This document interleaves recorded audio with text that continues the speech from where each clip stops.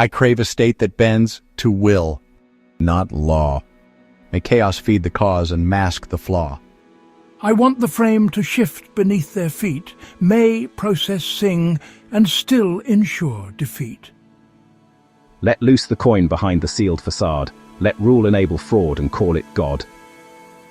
Now I've stirred the mob with fear that burns and spreads, but fear alone won't crown the proper heads. Indeed, I've bent the ink of oversight and claim, yet still they sniff the scent beneath the name. I've siphoned budgets dry through all designs, but cleaner exits come with deeper minds. So now we dream a system we control, where storms obey the man who sets the toll. A loop that feeds itself with each review, where law defends the one who first withdrew. A scheme so laced into the state's routine, the grift is called as oil to machine. Then let's begin.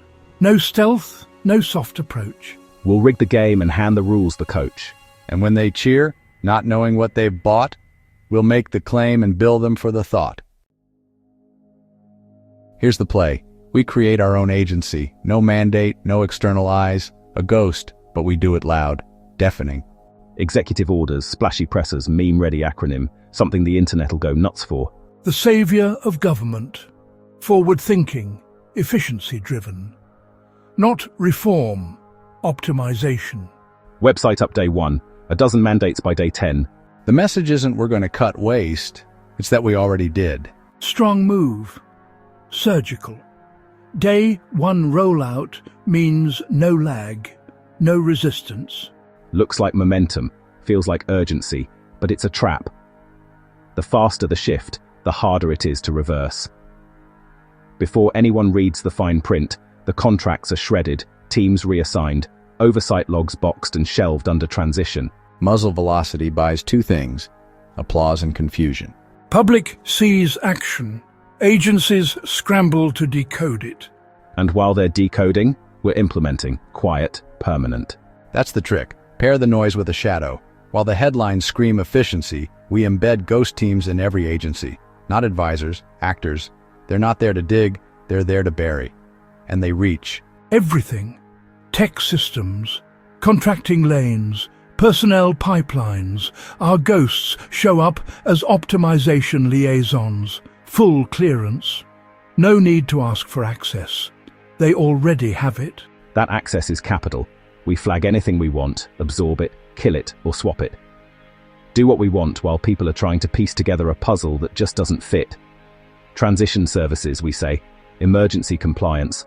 All pre-selected, all pre-approved, all connected.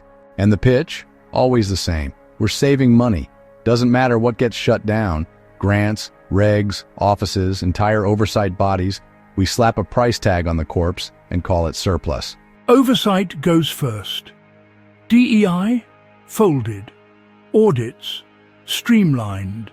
Ethics review, rolled into a performance integrity office with no teeth and no inbox. Replace the watchdogs with our own trained puppies. Every optimization frees up space. And space, we can bill for. Cancelled lease, sublet it. Terminated vendor, replace with a consultancy. We route the spend through codes nobody audits, because we're the audit now. And to make it stick, we flood the system with memos. Not orders, guidance, best practices, compliance alignments, streamlining frameworks, all with letterhead, all just suggestive enough to feel mandatory. Bureaucracies don't verify authors. They verify formatting. After Memo 3, no one asks where it came from. They just start quoting it. And once it's quoted, it's real. That's the rule. Then we file reimbursements, transition costs, contract reallocation, pilot offsets. Not flashy, just enough to open the taps. We can bury anything in the budget. A line item, a consolidated efficiency initiative, a rounding error with $1 billion drain. And when someone asks where it goes, hand them a white paper with charts and no legend. Every agency sees what happens to the first one that resists. Budget frozen, labelled inefficient, C-suite walks. After that, they all comply, voluntarily. Self-preservation dressed as reform. And that silence, we capitalize on it. Reroute data, centralize pipelines. Our systems become the connective tissue. No subpoenas needed. We're the infrastructure now. And if someone flags it, we point to the executive order. Presidential vision. That's enough. Bureaucrats can't argue with White House orders, just follow it. And the best part, we never have to codify a thing. The ghost office sends emails, books rooms, joins calls. That's existence. As far as the system's concerned, it's real. And when it's done, publish a dense final report no one reads, then scatter the guts across shell units. The face vanishes. The structure stays. Cut the oversight, create the chaos, control the flow. And once the system adapts to our shadow, every move looks like continuity. Even theft reads like governance. We won't sneak into the house. We'll just change the keys to every room. The danger here is if people dig, so we need a big kickoff distraction. Something bold, unmistakable. I'll find a meme to make our agency pop. No, not another reform, a rupture. One date, one name, full saturation. We call it Liberation Day. A full-spectrum reset. Say the trade deficit is a foreign occupation. Use emergency powers. National security. Doesn't matter if it fits. It justifies force. And the force is tariffs, 10% across the board. No exemptions, not to change trade, to break it. You hit everything so no one knows where to move. Panic is the point, not policy. Let the market spiral. Let the allies protest. We'll make the uncertainty structural. Every signal becomes a threat. Every threat becomes a profit. And no roadmap. We start at 10, then add reciprocal penalties. 20, 30%. No logic, no formula. Just ratios pulled from a deficit spreadsheet we can wave like scripture. No, a big chart. Then chaos becomes the product. Industries don't know what's next. Countries line up to negotiate, not deals, but survival. And every waiver is a toll booth we operate. The velvet rope, the exemption list. We don't publish it, we float it. A whisper here, a call there. Maybe you're exempt, maybe not. That uncertainty prices in fast. Meanwhile, we build the fog. Strategic exemptions. Essential imports. Pending reviews. Good, but I'll come up with the names. And while everyone's reacting, we're already positioned. We trade the chaos before it lands. Short the exposed, hedge the favorites, and front-run every pivot we leak. The more they beg for stability, the deeper we dig the hole. We say we're listening. We say we're refining the model. We say liberation is a process, and we keep the blade pressed. Court subject? Perfect. That just proves the system's corrupted. Let the lawsuits fly. Every challenge becomes a martyrdom. Backlash affirms the need for control. And the longer the chaos lasts, the more useful it gets. This isn't about winning the trade war. It's about creating a permanent fuse we can light whenever we want. A tariff is just a matchstick. It gives us a lever. Each fluctuation is a payday if you know which way it's scripted. We don't need stability. We need controlled volatility. Something we can trigger to drop the market 3% on a Thursday. New tariff guidance pending. That's all it takes. And the brilliance is, we can't lose politically. When the market tanks, call it short-term pain for long-term gain. When it recovers, call it proof we were right. Either way, the believers defend the blow. They see the wound as healing. Which means we can be the villains publicly and the victors privately. They can curse us on CNBC all day, as long as they think it's about tough trade policy. The outrage is insulation. They're arguing tariffs while we're cashing volatility. And we control the rhythm. A tweet, a press leak, an off-the-record comment about expanding the list. That's worth a few points off the Dow. Drop it, profit, walk it back. The correction hits, we reverse the positions. The market dances to our shadow. Nobody sees the pattern. They think it's geopolitical. Global tensions, supply chains, currency rebalancing. They can name every symptom but not the disease. The system blames itself while we bank the motion. And the cycle sustains itself. Each panic creates another opportunity to intervene, another justification to stabilize. We cause the quake, then sell the scaffolding. The rescue is just the next trade. The point isn't to profit once, it's to build a permanent fog, a political cover story that lets us short reality forever. So long as there's uncertainty, we're indispensable. And the more they blame us, the better. Blame anchors belief. If they think it's about tariffs, they'll defend the principle. They'll fight for our permission to keep robbing them. That's the perfection of the loop. The chaos funds itself, the story shields the scheme, the villains write the market, and the mob cheers the drop. So the triad completes. Liberate reason, liquidate faith, leverage chaos. We don't just crash the market, we bill it for the privilege. And when they ask what comes next, We say more freedom. Always more freedom. All right, next lever. The agency gives us noise, tariffs give us hunger. now we bring in fear. Not vague, direct, physical.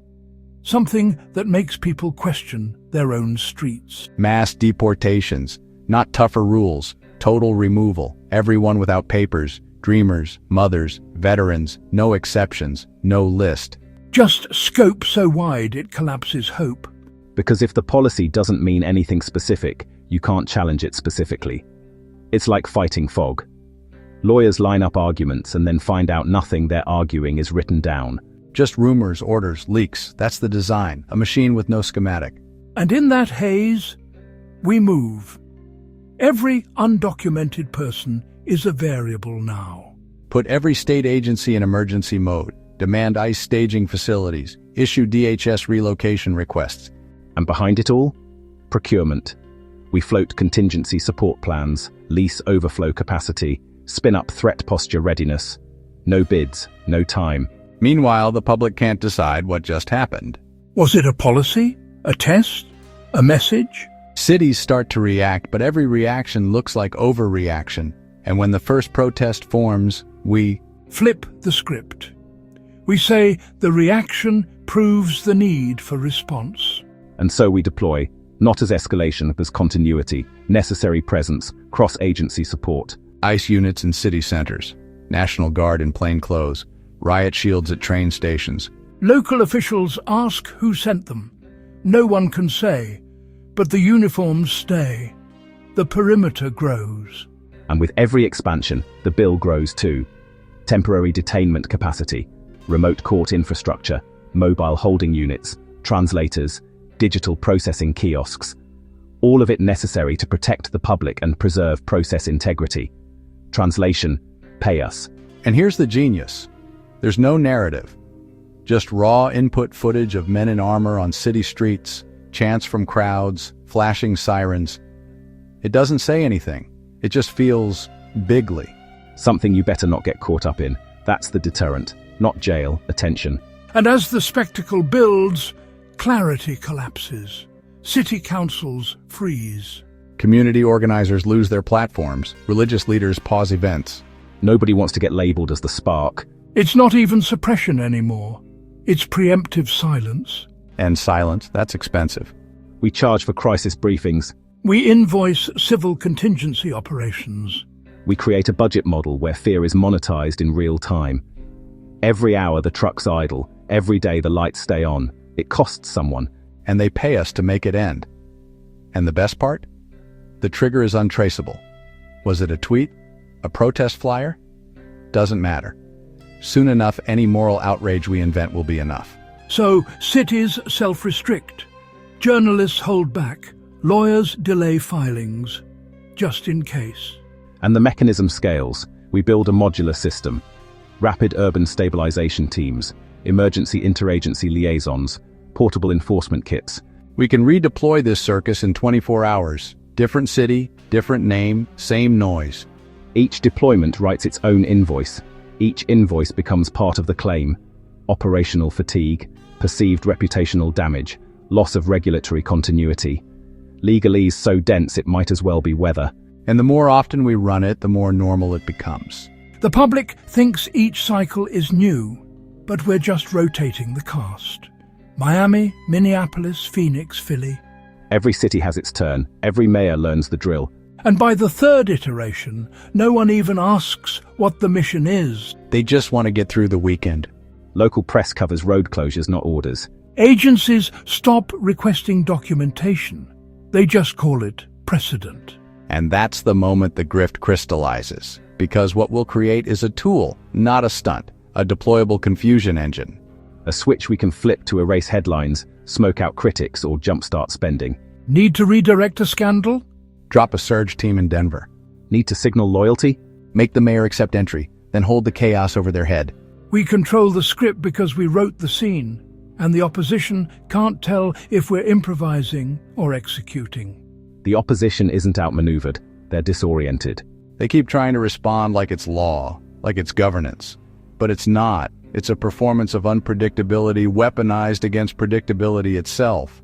And we monetize every act. Every protest becomes an invoice. Every resistance becomes a procurement plan. And the more it breaks the system, the more the system pays us to fix it. So the triad is simple. Detain arbitrarily, deploy indiscriminately, disrupt endlessly. It's not about enforcement. It's about exhaustion.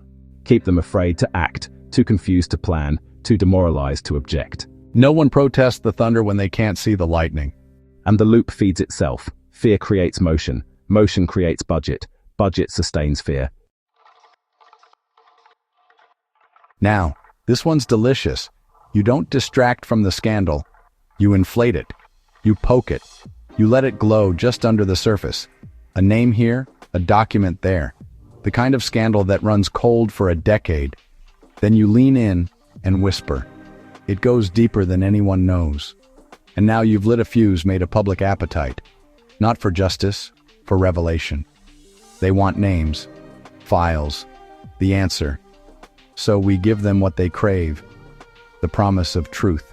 And then we deny it. That's the stroke of genius. You bury the truth down deep. Then you guard it like it's radioactive. Classify everything. Seal the files. Let them leak in the least useful ways. Redact pages until they're poetry. Turn investigators into suspects. Journalists into targets. The point is to make any truth unreliable. Starve the public of certainty. And they'll get hungry enough to eat whatever comes next. Then when everyone's asking why won't they release the full files, no one notices who's holding the vault keys. And once they're starving, that's when we start curating. Not just what to believe, how to believe. Feed them selective leaks, rumors dressed as revelations. Say we've seen things, heard from insiders, have access the others don't. Now we're not just controlling a scandal, we've become the only map through the fog. People start tuning into us for the very answers we buried. They get outraged by what we imply, terrified by what we never confirm. And most important, they trust us to tell them who to blame. Because the brilliance is, once they trust us for the truth, we can pivot. Define whoever we want as the real villains. Say it's the deep state, or academia, or immigrants. Doesn't matter. We built the hunger, starved the truth, now we get to name the enemy. And every time someone asks, but what about the files? We shrug and say, ask the other guys why they're hiding them. And the loop tightens. And politically, it's pure oxygen. Every skeptic, every conspiracy theorist, every fringe media actor, they migrate toward our signal. Not because we provide clarity, but because we validate the fog. We become the only interpreter of shadows. And meanwhile, anyone who tries to offer real facts? Too slow, too dry, too earnest. We've already written the screenplay and the audience wants drama, not footnotes. And here's where it monetizes. With our ghost operations in place, we route this rage into legitimizing all prior moves. Emergency funding for information security. Expansions to internal secrecy protocols. Discrediting of watchdogs. But even better, we turn this into a damages claim. Yeah, these baseless scandals caused irreparable harm. The lies about us endangered national security. And since we're the only ones defining the story, the claim becomes irrefutable. We literally profit off the fire we didn't let anyone see. So the loop here is subtler. We don't distract. We ignite desire. We starve the fulfillment. And then we sell the only keys to the house we locked. And the longer the hunger lasts, the more desperate they become. At some point, they stop needing answers. They just need someone to blame, and we'll be there to name them. So now we'll make investigation itself our tool. Start with doubt. Subtle leaks, offhand accusations, performative concern. Is this process partisan? Has the department been compromised? No facts needed, just suspicion. Enough to make neutrality feel like a myth. Once belief in the process fades, nobody notices when the process itself disappears. And once people stop expecting fairness, they stop looking for it. Suddenly, procedural failures read as standard. Oversight becomes background noise. Honest prosecutors can't operate if the ground beneath them feels rigged. They stall, leave, or break. We've uncoupled the engine, the train's still moving, but now it runs on vibes. Then we step in, to restore integrity, of course. Watchdogs lose funding. Internal affairs get restructured. Loyalists take the seats. Nobody protests because nobody trusts the system anyway. We didn't silence the referees. The crowd booed them off the field. Now we purge, not for disloyalty, but for inefficiency. Too slow, too stubborn, too entrenched. We fire with a smile, obstructive, insubordinate. The ones who resist reform become the reason reform is needed. No legal fight, just HR attrition. And when they go, they take the keys. Case access, internal approvals, tripwires.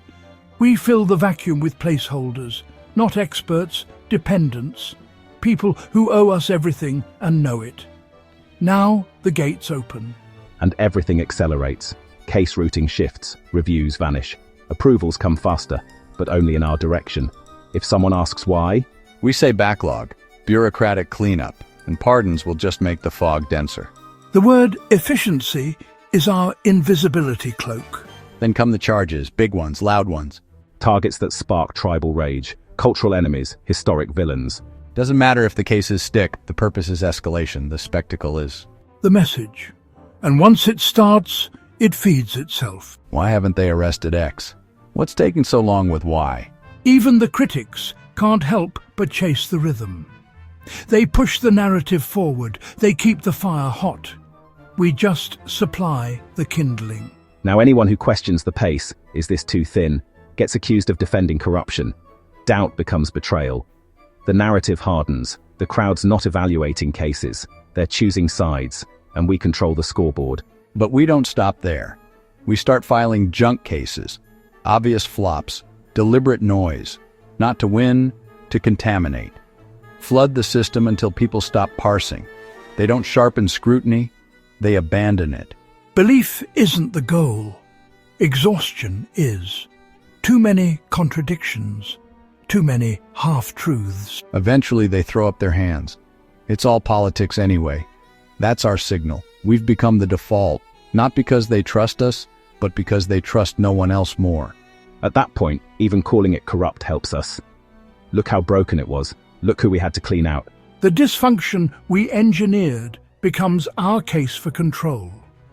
We've made ourselves the cure for a disease we cultivated. Then comes the turn. We don't want permanent chaos. We want chaos that ends when we say so. After the confusion, people crave clarity. They want resolution, moral order. They want someone, anyone, to say what's true. That craving, that's the leverage. Not facts, closure, not justice, symmetry. So we wait. Let the chaos rot just long enough. Let even our own side start to flinch. Was this too far? Then we deliver the truth, not the truth that exposes us, the one that vindicates us. The real case, the airtight one. Held in reserve, preserved like evidence in amber. And when it hits, boom, validation. See, we told you we were serious. It reframes the whole campaign. Suddenly, all that noise was just the road to our patsy. Someone who both sides hate anyway. Someone like Bolton. Then the overreach becomes vigilance. The chaos becomes context. The critics get quiet. Even they wanted this. The system breathes, and we claim we saved it. That one case doesn't just prove guilt. It proves we were right all along. The purge was prudent. The show was necessary. The damage? just growing pains. This is the triumph the audience was begging for, and we wrote the ending. Now, corruption becomes credibility. We didn't break the system. We baptized it. Everything else folds in. The ghost agency, vital. The purges, predictable. The payouts, just overdue restitution. And the people, they cheer for it. We didn't just close the loop, we made it sacred. The system now recognizes us not as aberrations, but as architects. The grift isn't hidden anymore. It's ratified. It's administration by other means. Try to unwind it now, and the only path runs through the very logic we rewrote. Every objection affirms the structure. Every challenge walks our map. The triads aren't tactics anymore.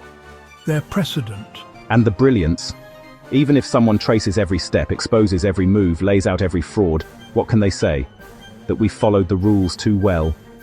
The vault will be empty, and we'll be standing at the door, holding the key with medals on our chest. So, no masks, no backdoor entry, just a manila folder and a perfect walk inside. We are agreed? Yes, an administrative claim. Tightly formatted, dry as chalk. Backed by memos, reviews, performance reports, all authored by our own ghost bureaucracy. We won't call it compensation. We'll call it redress. Restitution for reputational harm. Harm, of course, that we staged. Scrutiny we summoned. Outrage we fanned into doctrine. Now the damage will be evidence. The scandal becomes the invoice. The drama, a paper trail. They'll chase our ghost for months. Now we bill them for emotional labor. And the best part? It passes review. Why wouldn't it? We built the reviewers. The oversight board, staffed with loyalists, burnouts, and appointees who owe their pensions to the apparatus we install. Ethics sign-off, the deputy authorizing officer, pulled from our bench. The payout fund, the judgment fund, the government's quiet slush bucket. Nobody asks questions when the paperwork looks boring. And we made it boring on purpose. Administrative finalization. A resolution payment, a closure mechanism. That's right. It doesn't sound like enrichment. It sounds like conclusion. Like the government filing its nails. And when the press gets wind, they'll say it's controversial. But the paperwork is in order. Completely legal. Regrettable to the taxpayer. But our legal right. Hard to pass, they'll say. Outcome tangled in complexity. And then no choice but to move on, because we won't just file the claim. We'll write the context around it. We build the fog first, then walk out with a flashlight. Even the critics will fall in line. The process was followed, they'll mumble. And they'll be right. We follow the process straight through the grift and out the other side. They think it matters. Every op-ed, every committee hearing, every fight about what it all meant. It only helps keep the machine rolling. Now we get a huge payout for the performance, and the show keeps right on rolling. Because this isn't just money, it's the seal. The final click in the narrative loop, that we aren't the threat, we're the victims. That every fire is proof we are under attack. And now the ashes entitle us to relief. The ghost agency? Validated. The purges. Proven wise. The chaos? Justified by how hard it is to clean up. And now the payout reads not as theft, but as refund. A system correcting itself, right on time. Even the critics nod it through. Not because they buy it, because they know better than to ask. The scrutiny apparatus. Gutted. Inspector generals? Transferred or timed out? Whistleblowers? They'll be quaking in their boots. And this isn't just money, it's the seal, the final loop closure. Legal validation that we weren't the threat, but the correction. That the fires we set are a righteous purge. That the damage we left behind was someone else's fault. And now the payout isn't suspicious, it's inevitable. The ghost agency, made real by precedent. The purges, retconned as reform. The chaos, absorbed into structure. And the claim reads like repair. No questions, no denials, just a checklist, an approval stamp, and a clean transaction record. We don't explain, we don't defend, we don't ask for anything, we just take it. And the system calls it continuity. And what's left? A press cycle no one covers, a payout processed through codes we designed. The heist doesn't look like a breach, it looks like a budget item. And more than a payoff, it's proof. Proof that the system bent, locked, and ratified itself around our shape. We're not outside the law. We're its replacement. Cleaner, faster, more efficient. So there's no flight plan, no scapegoats, no fallout. Just us, seated in the center of the machine we built. The paperwork's in order. The signatures match. The silence holds. No part of it will exist outside anymore. The grift is the policy, the theft is the protocol, the payout is the principle. Every triad feeds the next until the system can't remember what came before us. And when the next administration tries to unwind it, Asks where the line was crossed. There won't be one. I ached to rule. Now fear presents a path. Temptation's bread supplied by triad's math. I strained for tilt. Now structure starts to lean. Its angles shift where my designs have been. I tease the grift. Now payout scents the breeze. The forms are drawn, the hands begin to seize. No need for force when panic stirs the tide. The crowd will clear the lane I step to ride. No need for stealth when doubt does half the job. The trust dissolves before we even rob. No need for masks when paperwork's in place. A fraud that files itself can leave no trace. We've stirred the air. Now winds begin to bend. The system strains to serve what we intend. We've inked the path. Now rules begin to yield, and each review becomes a shattered shield. The gate is open. Now funds begin to drip, and soon enough, the flow becomes the grip. It's not yet done, but close enough to taste. Not sealed, but shaped, and none of it in haste. Not theft, not yet, but all the doors ajar. And we're the ones who tell them where they are. Thus ends the tale of the Mobius grift, but not our dastardly trio. Please subscribe, and don't forget to join us next time for more adventures of Eat 'em, Beat 'em, and Cheat 'em.